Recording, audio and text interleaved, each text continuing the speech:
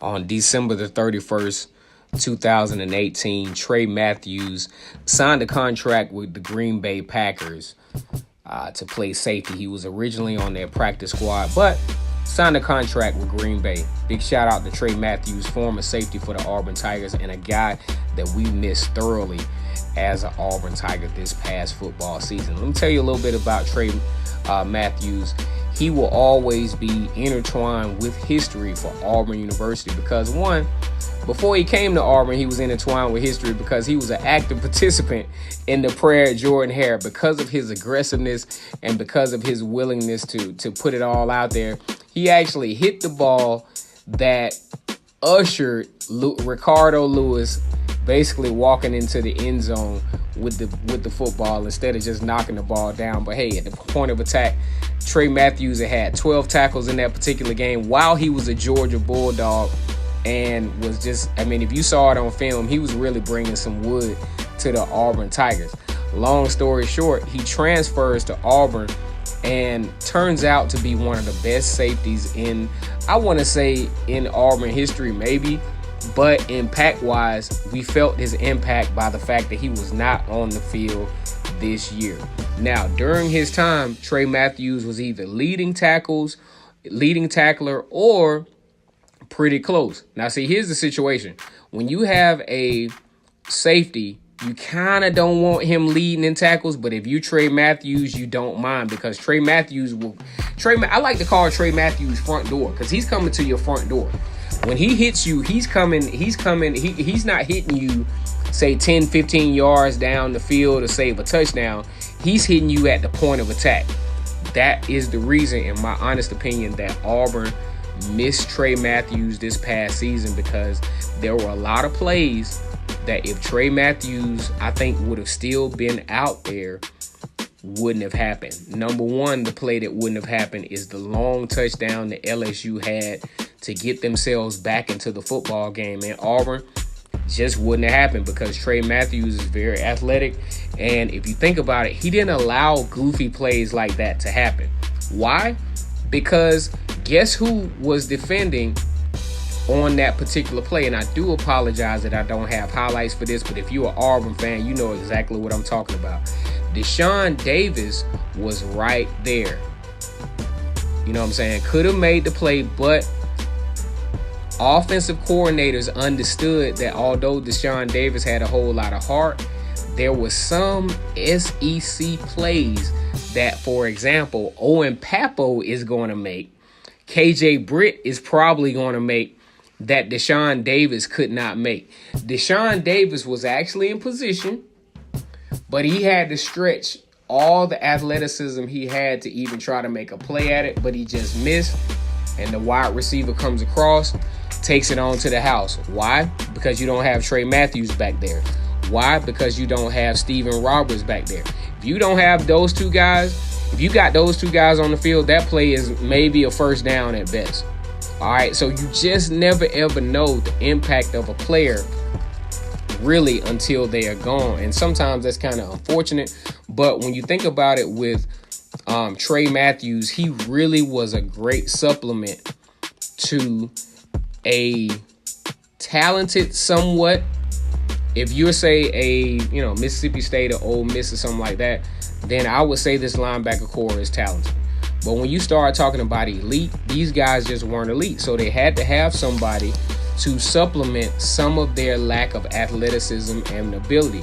And guess who that guy was? Trey Trigger, the cleanup man, Matthews. If you look at him on film, sorry guys, again, I don't have highlights for this, but if you look at him again, he was basically the fourth linebacker on this Auburn team because he did not mind coming up and hitting. He was very physical at the point of attack. The only person that I think that can come in and basically, take over where he left off is either not Steven Roberts, but I like Smoke Monday to take over this position that Trey Matthews pretty much coined while he was at Auburn. And like I said before, he took away, when he left, that took away the physicality of Auburn on defense at you know what I'm saying, at that safety position. Another guy that I think that could help to supplement Trey Matthews' absence is Daniel Thomas, because Daniel Thomas, when you look at him statistically, had 40 plus tackles. He was very active around that 5 or 6 yards off the line of scrimmage area. You could see him making some huge plays, like right there at the point of attack. He's a guy that could condition himself, that could kind of fit into that mode of what Trey Matthews was. Trey Matthews, the former 4-star safety out of Noonan, Georgia. Always, whenever you analyzing this guy, always physicality is always the first thing to come to mind. He wasn't particularly like just astounding with coverage downfield, but he made a lot of good plays downfield. But his main comfort level is in that intermediate passing route area. You know what I'm saying? That's where he started that's where he cleaned a lot of people up, is in that between the line of scrimmage and about 15 yard radius off the line of scrimmage. That's where Trey Trigger Matthews was very, very active in this Auburn defense. I'm telling you, man, you know what I'm saying? When you have a safety that, you know, is up for all types of awards his senior year, 76 yards tackling, really competitive with some of the linebackers on the team, with leading in tackles. I'm talking about very active, very vital tackles. Like I said, not no 15 touchdown saving tackles. I'm talking about tackles that are very important and vital, like within that that 5 to 6 yards range to keep them from getting the first down. I think he would have been very, very helpful to this defense, who, in my opinion, to give these guys credit, considering how long they were on the field, they only allowed 19 points per game. And that's including they imploded against Alabama.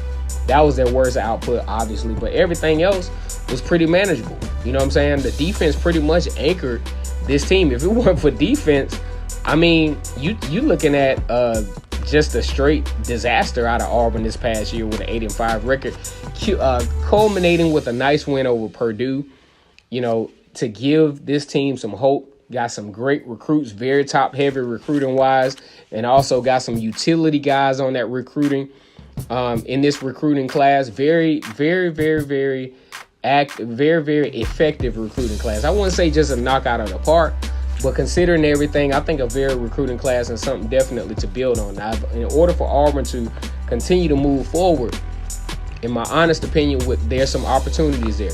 Oregon, you have them in Arlington, Texas. That could give Auburn some exposure in that area where the SEC likes to hang out. LSU gets a lot of their personnel out of Texas. Texas A&M, obviously, in-state, get some of their personnel out of there. So Auburn actually got, Jarrett Stidham on the transfer trail out of Texas. So this could actually give Auburn some more recruiting leverage out in Texas. All right. So once again, it's Kennard Vernon Stewart for Vernon Speaks Sports. Man, I miss Trey Trigger Matthews. He was a very good part of this Auburn defense under Kevin Steele and Travis Williams and some of the other guys, man. You all take care. Like, comment, and subscribe. And when you do subscribe, so you don't miss any of my quality content, hit that bell on the side, and you all take care.